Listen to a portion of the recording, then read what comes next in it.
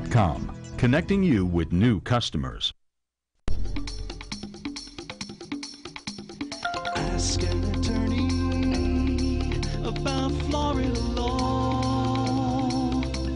Ask an attorney, just give him a call. This is Ask an Attorney, all about Florida law with attorney Joe Pippen. If you have a legal question, call Joe right now in Tampa. Call 813-287-5700. Anywhere else, toll free at 877-943-9673. That's 877-943-9673. The law office is open. And now your host, Joe Pippen.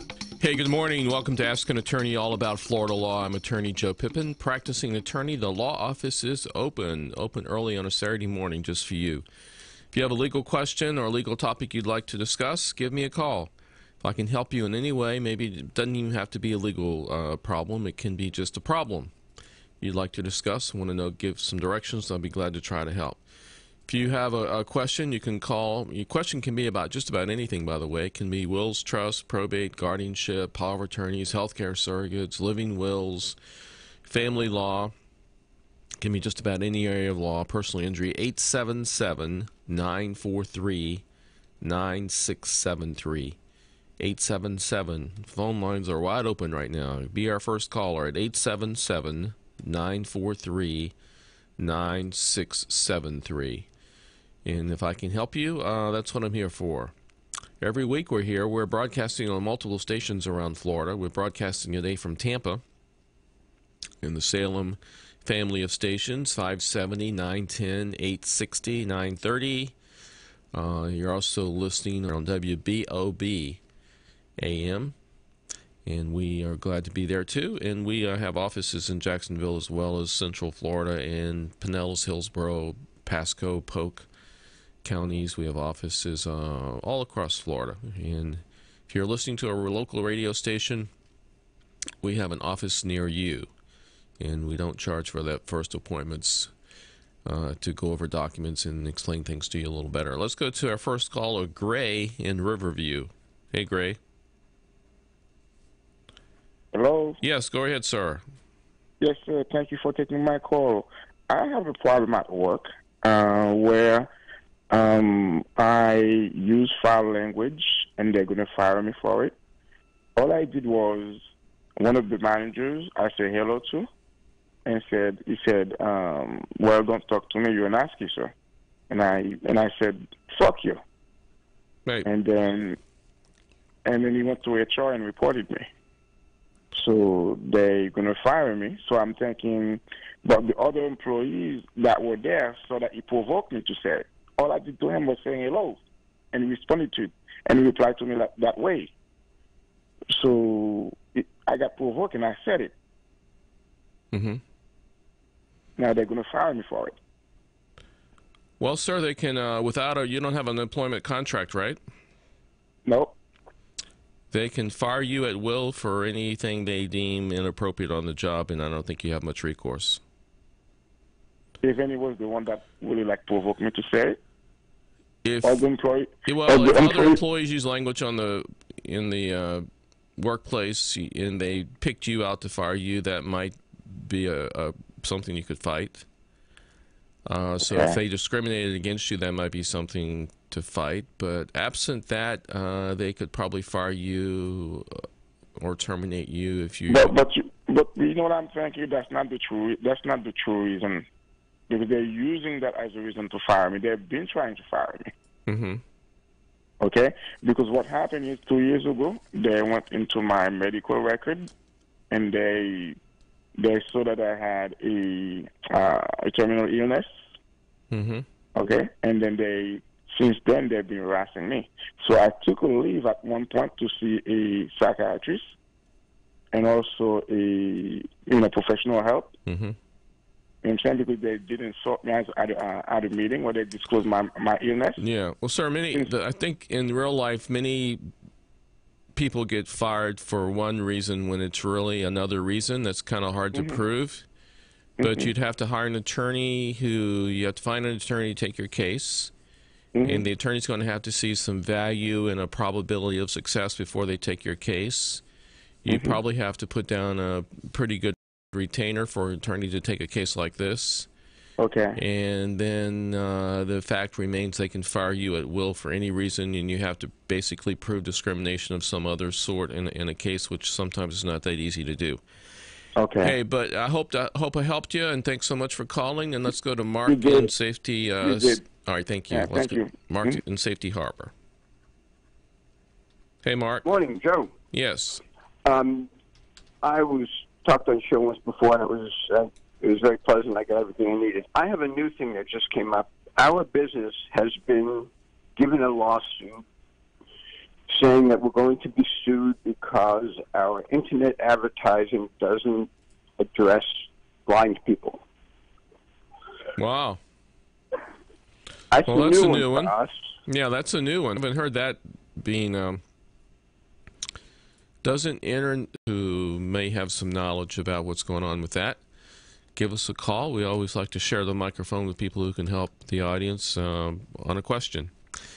If you have a question, though, it's 877-943-9673. 877-943-9673. If you want to watch the show today, we're also on WeBeamTV.com. WeBeamTV.com is streaming it live, and also we're on Facebook Live on Ask an Attorney. If you want to join Ask an Attorney on Facebook, hey, do that. We're glad to connect with you, and you could watch the show sometimes, or pieces of it sometimes if you wanted to, on Ask an Attorney. That's also being streamed live there, and WeBeamTV.com. WeBeam TV has a host of programs, and you could go to their website and also look at the other programs, and they have a collection of Ask an Attorney shows also on that site, as well as we have an Ask an Attorney YouTube page where we pull off programs and so forth, and made our own little page where you can watch that as well. I'm Attorney Joe Pippen, Ask an Attorney, all about Florida law. You have a toll-free number at 877-943-9673. That's 877. Phone lines are open right now. 877-943-9673. Yesterday, I was given a speaking engagement at Humana in their offices in their conference room in Clearwater. And it was an hour program where I just went in and kind of did, and I spoke for about 20, 30 minutes, and then I got hands started going up. So the last 30 to 40 minutes, I would say, was question after question after question. So I'm telling you that. I love to do that. And so if you have a group, any type group, could be a church group, could be an retirement group, it could be a New York, New Jersey club, it could be any kind of club. If you have a need for a speaker, I love to come do that. And there's no charge or anything. I come in and I talk about a topic a little bit, then I take legal questions and of any type. And as I was telling the group yesterday, I've done the show for 34 years, and I love doing it every week. And it's a show that I don't really have to prepare for because I don't know what I'm going to be asked. And most of the time, the phones just start ringing, and I just answer questions. I have a cast of characters, so to speak, on the show that call in. And there are a lot of unique problems out there. You have a toll-free number, 877-943-9673. Phone lines are open. Let's go to Mark. Hello, Mark. Yes, I was on earlier, but I just wanted to give a little bit of other input that I didn't have ready at the time. That comes up, it says, a question that Florida businesses are beginning to deal with is whether the Title III of the American Disabilities Act requires Florida companies to modify their internet websites so as the people have complete access to visually impaired individuals. And it's the guy that's putting this, he goes in a very long thing of explaining it, but it's, you asked, is there anybody that's spearheading this? I guess it's David Miklas, Miklas. Yeah, I don't know him, so. Yeah, but if you do look it up online, you'll see the whole thing. And I'll leave you alone. I just want All right. Well, thanks for give you sharing that that. information. All right. Thank you so much. All right. If anybody has any firsthand experience with the American Disabilities Act and blind and advertising on the internet and doing it in a manner that's also helpful to blind people, hey, give us a call. I'd love to talk to you about it and let you share your information that you might have. If you'd like to call the show, though, you have a toll-free number, 877-943-9673. Phone lines are open. So at my speaking engagement yesterday at Humana in Clearwater there in their conference room, we had probably at least 40 minutes of just question after question after question. And, you know, a lot of the questions are about not understanding probate and why probate is necessary. So I always like to give my example. If you have a will, let's say you have a will and you have one son or daughter, you have one child. And you die, and the child takes the will to the bank and says, look, my parent died, here's their will. Their will leaves everything to me. Here's my ID. See here in the will, they make me the personal representative of the will, and they leave everything to me. So here's the will. I want you to give me the money my parent had at this bank. Do you think they're going to do it? Well, the answer is no. Well, they wouldn't do that. Well, why not? Well, the reason is they don't understand or they can't prove and they don't know for sure that that was the last will. That's pretty simple, right? So you have to file the will with the court, get a judge to basically the court system to accept the will, and then go through a procedure to have the court legally appoint you as the personal representative of the will before you would have the right to deal with assets in a deceased person's name. That's called probate. To do probate, you hire an attorney. There are a few exceptions where you might not have to, but generally you hire an attorney. The attorney, by statute, the recommended statutory fee is usually around 3%, and it takes 6 months to a year. The personal representative is also entitled to 3%. In my example, though, the personal representative wouldn't take a fee because they were 100% beneficiary, and a fee is income. So, can you avoid that? Yes, you can avoid that with a living trust. So the home can be put in the trust with special language about the homestead. The bank accounts can be put in the trust. Upon death, you simply transfer everything out of the trust to the beneficiaries after you pay bills, creditors, and taxes. And it's a fairly simple process. Hey, if you have a legal question, maybe something about your will. The question came up about out-of-state wills. I have an out-of-state will. Is that good in Florida? Well, it could be, but it really needs to be an attorney. There's special language about witnesses in Florida, about how they sign and the language there to prevent, to make the will self-proving. It has to be witnessed and notarized in a certain way.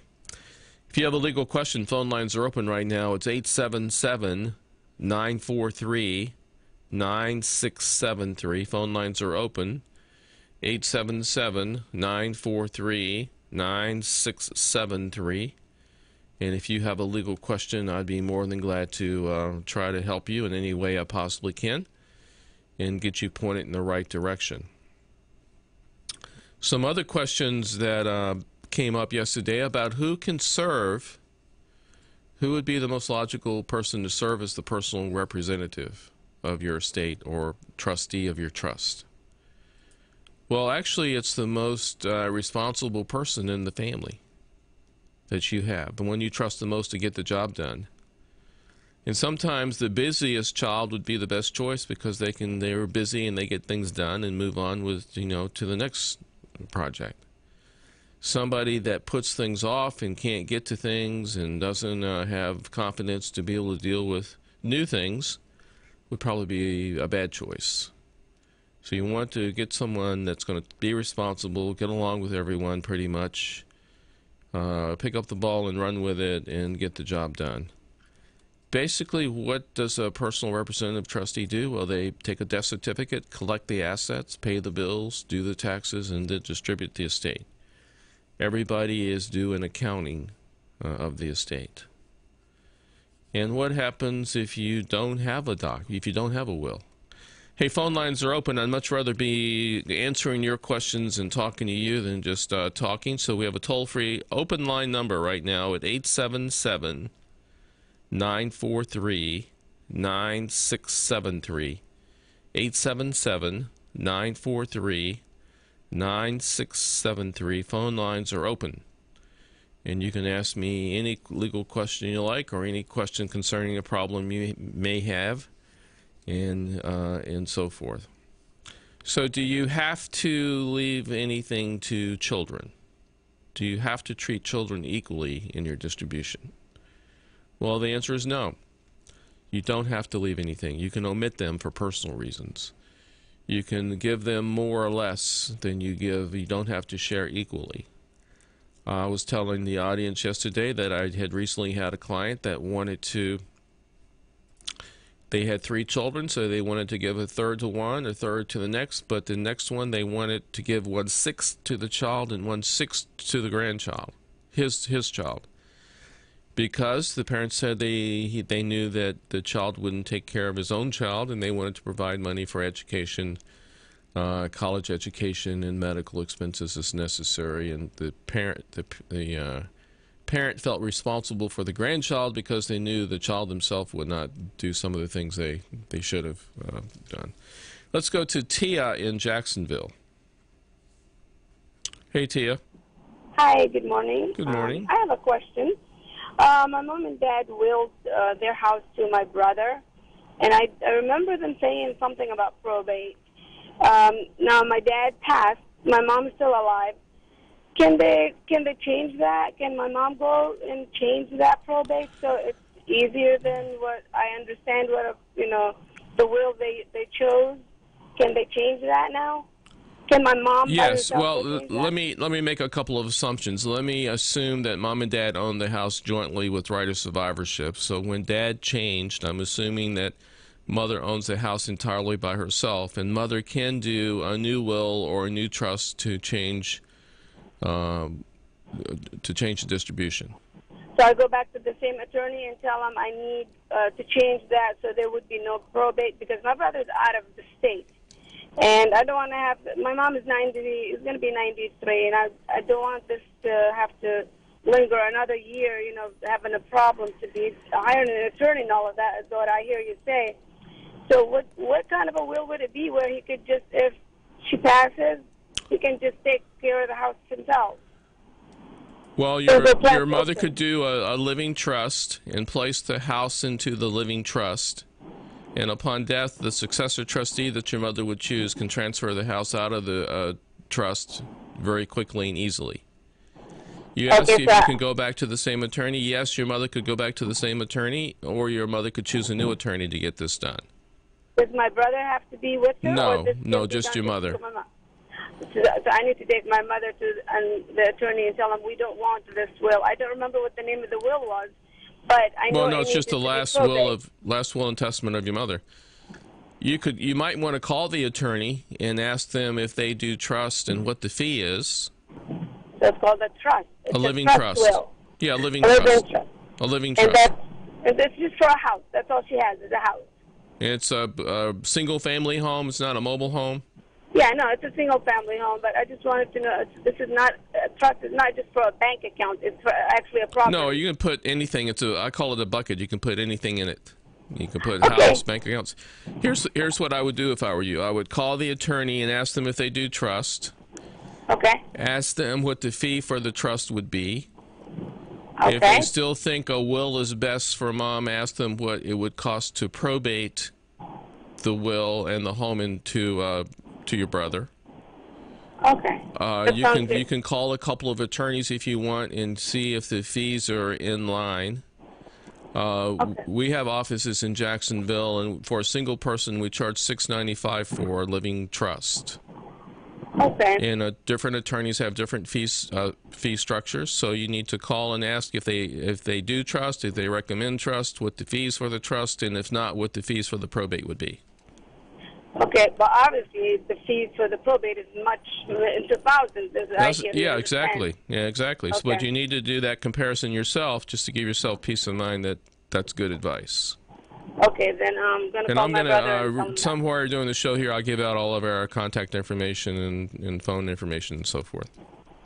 That's just a bucket of knowledge. Thank you so much. All right, thank you. Have a good day. I like that, a bucket of knowledge. Yes, thank I you. think, Hootie, we should save this call for our best of. That's number 5. Let's go to Rika in Bradenton. Yes, good morning. Good morning. Thank you for taking my call. I have a question. If a couple does not have a will, and one of the couple passed away, they do have children, what happened in that case for, let's say the spouse, one of the spouse, has any right to sell or give away to anyone but the children? What is the law? Because overseas, I know that it automatically, if it was no will, the other spouse can enjoy the benefits of the goods until they pass away, and then it goes to the children automatically. What is the law here? Well, the answer to the question totally depends on how the assets are held between the husband and wife. So, for example, if all of the assets are held jointly, yes, with right of survivorship, they all belong to the survivor. The survivor can do anything they want to with, including omitting the children. Uh-huh. If the husband, in your example, died with assets just in his name, not jointly held with his spouse, and didn't have a beneficiary on the account and so forth, then that asset would go through probate, and depending on whether there were children or not of a prior marriage and so forth, if children of a prior marriage would be entitled to part of the asset in the deceased husband's name, and the wife would be entitled to part of the asset in the deceased husband's name.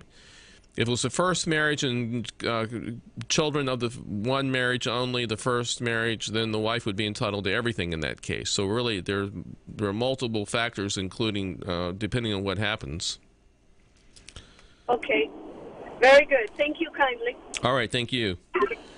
All right. You're listening to Ask an Attorney, all about Florida law. I'm attorney Joe Pippen, practicing attorney. The law office is open, and we're asking if you have a question, why worry about it? Why not call? Why not get a little peace of mind? And I'm here for we're about halfway, a little bit more than halfway through the show. The phone lines are open at 877-943-9673. That's 877-943-9673. Phone lines are open. Let's go to Jay in Brandon, I think. Was it Brandon? Actually. Brandon, okay. Hello, good morning. Yeah, what can we do for you? Hi. Little background story. A couple of years ago, I owned some property, and the fella that bought it from me, I was carrying a second note and second mortgage on it, basically. The fellow went reorganizational bankruptcy, and at the time I was awarded about 10 cents on the dollar through the bankruptcy court. A couple of years go by. He has not paid anything on it. Mm-hmm. So now what is my recourse? Do I go back to that same bankruptcy court? Do I just have someone place judgments on him if possible? What do I do at this point? Do you know if he completed the bankruptcy and the debts were discharged, or is the case still open? As far as I know, has been closed. He was ordered to repay all of his creditors, and I don't know. So it was dismissed, basically. Say that again? The case was dismissed, so that he never proceeded, and the bankruptcy was never completed. No, the bankruptcy was completed.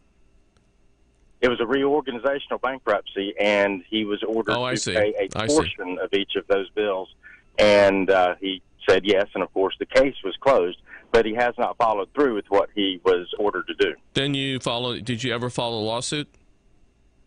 Only the original suit. And that was stayed or dismissed? Well, I'm not sure the word stayed, but he was ordered to pay the bill. That was in the bankruptcy court, though. So yes, that's correct. So was your case ever continued or dismissed, or? No. So there are two independent actions. There was your case. So the court dealt with your case, and usually since there was a bankruptcy, that was stayed, meaning we're going to give the bankruptcy court time to do their thing. So if your case is still open, did you file it yourself or have an attorney file it? I had an attorney file it, but unfortunately he passed away, so I obviously can't call his office. Was that a sole practitioner or with a firm? It was. Yes, it was a solo practitioner. I would take your I would take whatever papers you have concerning your case to a new attorney. Okay. And they can check and see if the case is still open or whether they file a new case. Okay. Do you have a recommendation of what type of an attorney? Should it be a bankruptcy attorney? Should it be a real estate attorney? Should it be what? Well, I have an attorney category? in my firm that does both of those. So if you want to call us, he could take a look into it for you. Okay. And does it matter that it didn't happen here in Nassau, it happened in Nassau County, up near Jacksonville, not down here in Manatee? Does that matter? Yeah, because you're going to need an attorney in the county, basically, where the case took place. Yeah, that's what I was thinking. Do you have someone up in the Nassau area that you can recommend? No, but if you contact me, I can tell you how to find an attorney up there. Okay. So I'll give out my phone number and email here right after you hang up here. Very good. Thank you so much. All right, thanks. All right, bye-bye. All right, so if you'd like to contact our office, either for estate planning or to review a matter or just contact us for maybe a referral like this gentleman, you can do it one of three ways. You can call our toll-free number, 1-800-226-3529. That's 1-800-226-3529, extension 200. If you want to email me, and Jay, probably the best way to do would be email me for this particular question. You could email me at Joe, J-O-E, at ATTYPIP.com. That's Joe at ATTYPIP.com. Those would be the two best ways to get hold of me. All right, if you want our free estate planning poster sheet on estate planning, we gave out all these yesterday at my presentation at Humana. There was probably 40 people there yesterday, and gave them all a radio postcard. And there was an article about the longest running show in Florida. We gave them, and if you'd like the free estate planning poster sheet, all you have to do is to either call 1-800-226-3529, extension 200. You can email me at Joe, J-O-E, at ATTYPIP.com. That's Joe at ATTYPIP.com. You can text for it, actually, too. I need your name and address at 727-667-3967. Phone lines are here today, so if you want to call the show in the next 20 minutes, you can call our toll-free number, 877-943-9673. Phone lines are open at 877-943-9673. Let's go to Juan and Holiday. Hey, Juan. Hey, hi. How you doing? I'm doing great, and you? Good. Listen, my question is, I'm 59 years old. I'm a disability, Social Security disability, and I have a property that I want to sell, and I'd like to know if that disability is going to affect me if I sell my property. Well, how much is the property going to be worth? $40,000. Is that your homestead? Yes, correct. Are you going to buy another homestead? Yes, probably. Yes, I am. Mm-hmm. Well, you can put the money in escrow. Are you going to have an attorney help you with the closing? I want a title company. Title company? Whether the attorney or title company may be able to... Can you buy a new home pretty quickly? Oh no, I have to hold it for a while. I'm not going to buy a house very quickly. And where are you going to live after you sell your home? Where? Well, when I'm leaving, I'm a caregiver in Lakeland. I'm in Lakeland with my friend, so I'm staying here to help him out. He's an elderly guy. Well, I don't know exactly what your disability payment is and what the requirements are. You might call Social Security and ask them how much money you can have without disrupting your government benefit. If the money would disrupt the government benefit, then have an attorney can probably either hold it in escrow till you buy a new home for a period of time, or it can move it into a non-countable asset for you. Okay. So all right. But my question was, if that's going to be affected, if I sold the house, I don't want to. Yeah, the money could affect your disability payment.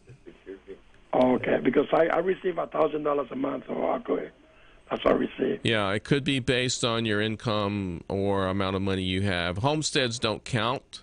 Okay. So once you sell your homestead, the money could disrupt you, but there are ways to protect it. You might need an attorney to help you do that. Oh, okay. All right. All right. All right, thank you. Thank you. Okay, bye-bye.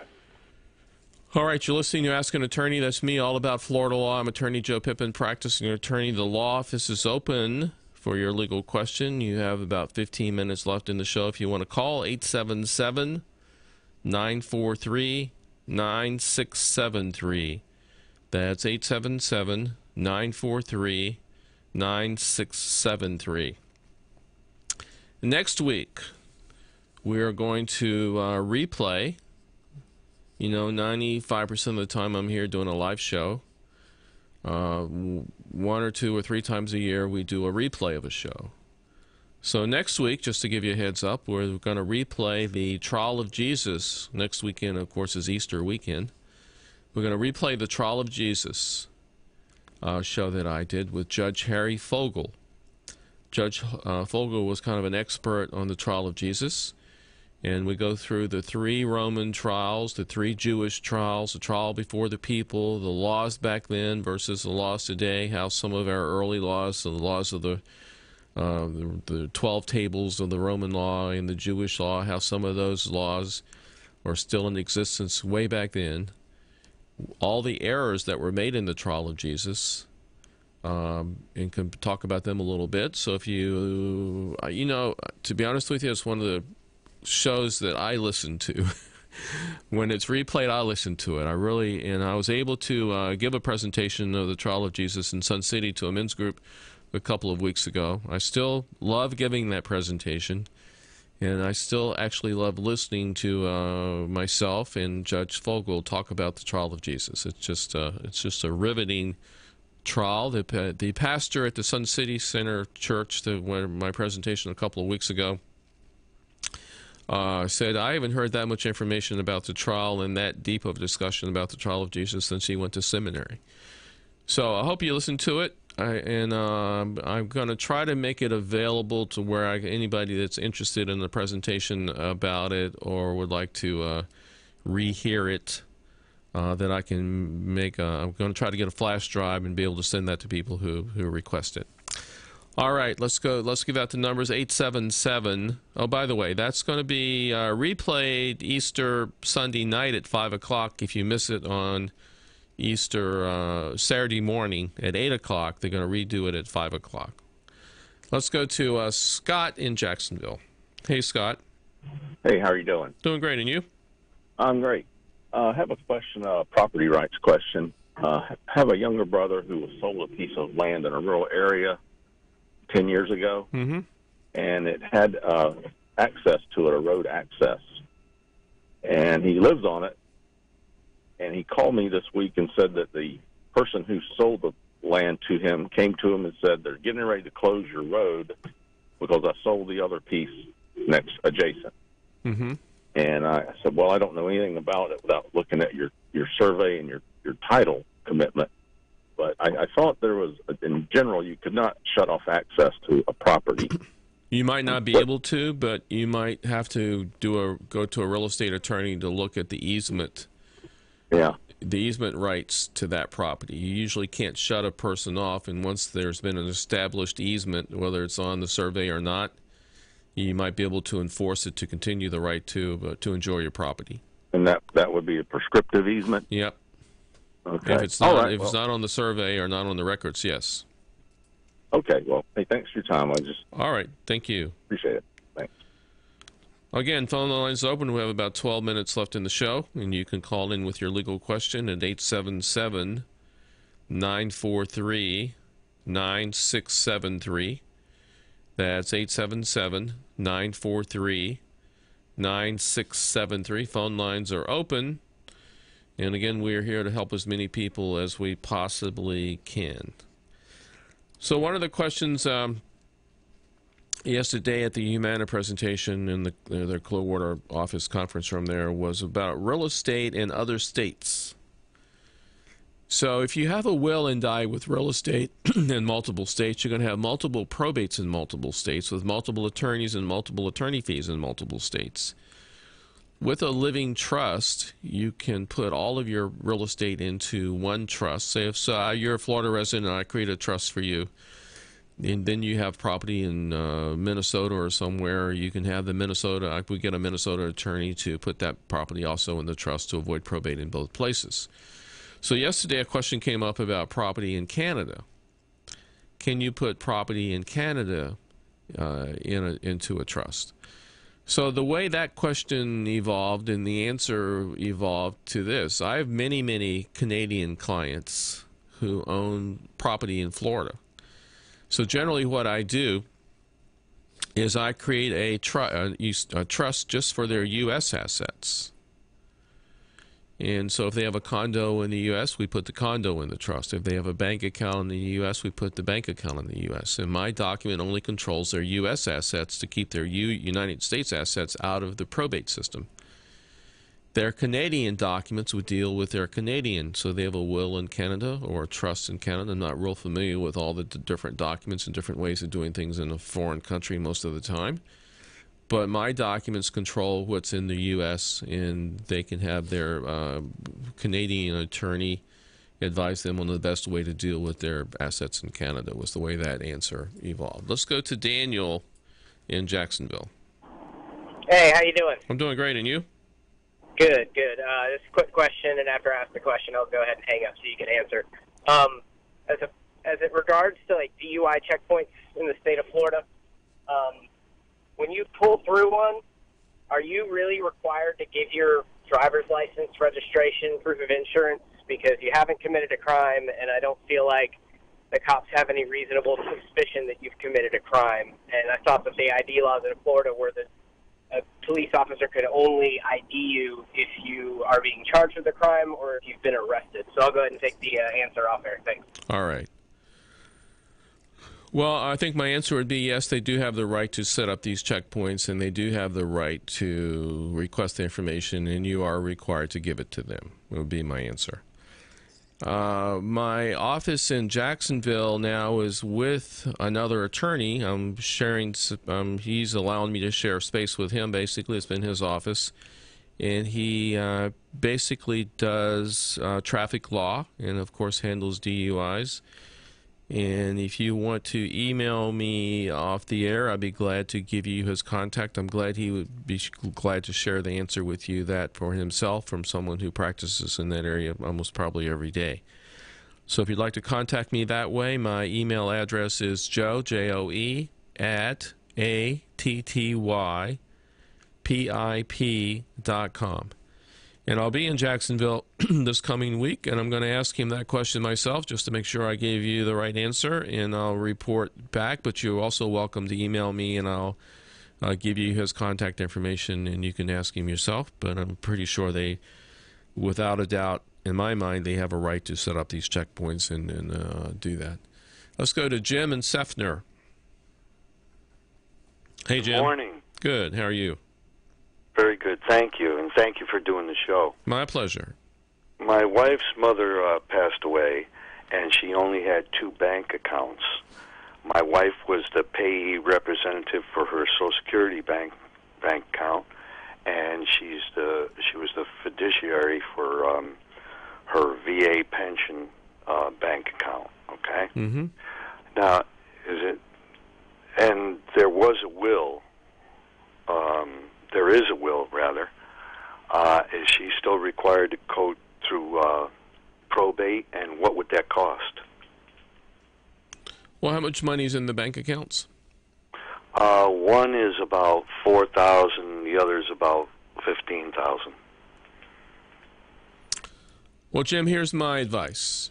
I would tell your wife to take a death certificate to the bank. Yes. And tell the bank you'd like to close the accounts. and see if the bank, if she can walk away with a check just in her name. Mm-hmm. The bank will tell you whether she's an owner of the account the way it's set up and can do that, or the bank will tell you whether it has to go through a probate process. I see. Okay. So the minimum fee that we normally charge for probate is $2,500. Mm-hmm. Sometimes when it gets down to the lower levels, and there's plus cost. So sometimes the cost might be $400 or $500 or so. Sometimes the cost are those fees or something? Yeah, the probate filing fees and so forth. I see. So sometimes when you get down to a lower level like that on probate, I'll just absorb the cost in my fee and reduce the fee a little bit there. So, but what I would do is try first to see if the bank's going to. The account is set up to your wife as kind of an owner as well as the representative payee. I see. And if she can walk away with a check in her name, then you won't need an attorney. If bank sends you away saying no, this has to go through a probate procedure, then you pick a probate attorney to help you. Mm-hmm. Okay. All right. I have another question. If you have debts and you want to go through a bankruptcy, and you had credit card debts and you had a foreclosure, and the foreclosure was in Hillsborough County, but now let's say you reside in another county in Florida, do you file in the county where you're living or where the foreclosure took place? So the foreclosure has already been filed? Yes. Well, you don't have to move it just because you move. You don't have to move the foreclosure case to another county because you moved. Okay. So if you've already filed it, you've just... the foreclosure is already done. The house was taken by the bank. Okay. But you would like, if you want to put that on your bankruptcy in order to make sure that you're not going to be responsible for any of the debt or whatever. Well, bankruptcy is federal court. Right. Okay. So you don't have to worry about. You just list it as a debt that's been foreclosed on. You can. Mm-hmm. I'm not even sure you're going to have to list it, but that's a federal court, so it doesn't matter where you live. Okay. All right. All right. All right. Thank you very much. All right. Thank you. All right. Bye now. Let's go to Joanna in Tampa. Yes. Good morning, Joe. I'm calling for some information about my significant other passed away, and he had a pension that died with him. Now, each year, the city of New York issues what they call a Medicare Part B reimbursement. So that hit, people's accounts yesterday. So it didn't hit our account, and they said I have to fill out some sort of affidavit, and I don't know what that is, or what documents they're going to require. I had already sent a death certificate to the city of New York, to the pensioners and. No, what was your relationship here? You were not married, is that correct? No, we've been together since the age of 15. So I'm going to be 74. But all in Florida? No. Well, did you New York and okay, did you consider yourself a common law marriage in New York? Yes. See, I don't know the laws in Florida. There's no such thing as a common law marriage. So you have right, but in New York there is. So do you have any paperwork at all that shows that you established a marriage in New York? No, we didn't. We just, rolled along and rolled with the flow because we didn't believe, in getting married. There's no kids involved, and. I would have to be able to help you. I'd have to probably read and study the paperwork you received from New York. They want you to sign. Oh, okay. And the bank account. Now, I was told to leave the checking account open. That's in both our names. Yeah, you leave it open for 6 months or so in case you get a check where you can deposit only. Right. Deposit only. That's what I thought. But now it's an overdraw because we had auto pay. And they keep trying to take it out, and they were told not to take it out. And it's one big mess with Wells Fargo right now, trying to explain to them. So now I have to bring them down a death certificate. Yep, we'll take him down to death certificate. You still have a problem, then try to get with an attorney to look at your papers for you. Okay, yeah, and there All was other issues, too. You know, he was hit by a car back in 2016, and Progressive gave a settlement. So now the Treasury Department wants all the $25,000, you know, to pay back to Medicare, and it said nothing to the attorney and nothing to the client. And so that's a mess right now, because now this money is also sitting in the attorney's, I guess what they call a trust account. Yeah. I'm not sure what it is. That, you know, the All right. attorney here in Tampa has. It's Hey, a Joanna, mess. my time is up on the show, so. Okay, hon. All right, All right, thanks. thank you. All right, bye-bye. Bye-bye. All right, you've been listening to Ask an Attorney all about Florida law. If you have a legal question, you have to join us. Actually, in 2 weeks, we're going to replay the trial of Jesus next week with Judge Harry Fogel, and I hope you enjoy that on Easter weekend. If you'd like to contact our office, you have a toll-free number for an appointment or either that free estate planning poster sheet at 1-800-226-3529. That's 1-800-226-3529, extension 200. If you'd like to email me, either requesting an appointment or the free estate planning poster sheet, it's joe@attypip.com. And if you'd like to email me your name and address, text it to me at 727-667-3967. This is Attorney Joe Pippen. You have a great and safe weekend. So long. Invite God along for the morning commute. Weekday mornings